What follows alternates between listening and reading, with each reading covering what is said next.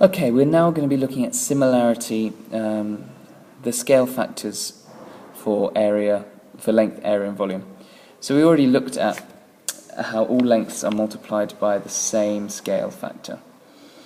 So now we're going to look at the areas and the volumes. Okay, what scale factors are they multiplied by? Is it the same? Is it different?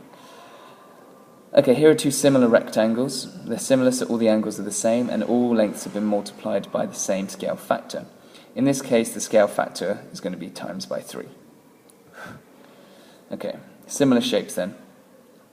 So the area for A we'll look at is 2 times 7, which is 14 centimeters squared. The area for B is going to be 6 times 21, which is 126 centimeters squared. Now if we look at the scale factor between the areas, it wasn't times by 3, because 3 times 14 is 42 centimeters squared, so it was actually times by 9, this. Okay? And 9, if you think about it, is really just 3 squared. Okay, so area is a two-dimensional quantity, area is in 2 dimensions, and when the length scale factor was times by 3, the area scale factor was times by 3 squared. So if this was a volume question, take a guess at what the volume scale factor might be. Okay, let's look at, well, let's just highlight this. Okay, let's look at a volume question now. So let's draw this cuboid and this similar cuboid. This means that all similar cuboid, all the angles will be the same, and all the lengths would have been times by the same scale factor. In this case, let's do a scale factor of 1.5.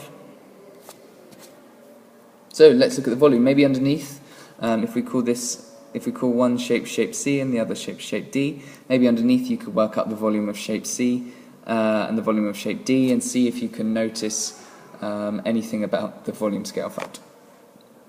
Okay, volume of C, well, this would be 2 times 2 times 5, which is 20 centimeter cubed. The volume of D will be 3 times 3 times 7.5, which will be 67.5 centimeter cubed. Okay, now what is the volume scale factor?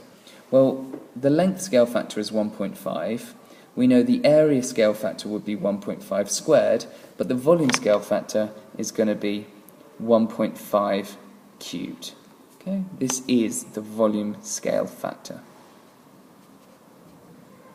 So you can imagine a question where you didn't know anything about the volume, you know the small volume and you knew the length scale factor, then you could work out the volume scale factor very easily to find out what the new volume was.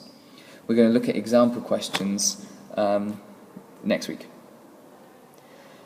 Just as a note, this has a very important result for unit conversions.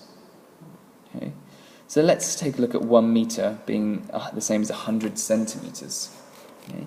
In this case, to get from 1 meter to 100 centimeters, I know there's 100 centimeters in meters, so I'm timesing by 100. You could think of this as the length scale factor, in some sense. Now, if we're looking at 1 meter squared, how many centimeter squareds are there in a meter squared? Now, most people's instinct is to say, well, it's 100 centimeters squared, but it's not, because this is the area scale factor. It's going to be 100 squared centimeters squared. Okay? So, in this case, 10,000 centimeters squared in 1 meter squared. You times by 10,000, since 10,000 is the area scale factor, which is 100 squared.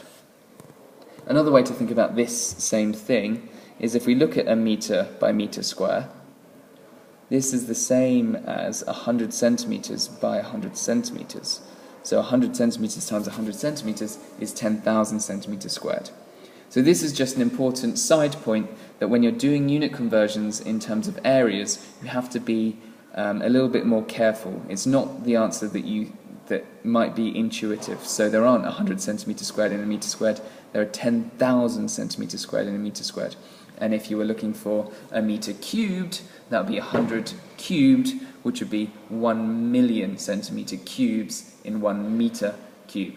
Okay, I'm at 5 minutes. I'll stop there. We'll do some practice of all of these questions, these types of questions, when we get into the lessons next week.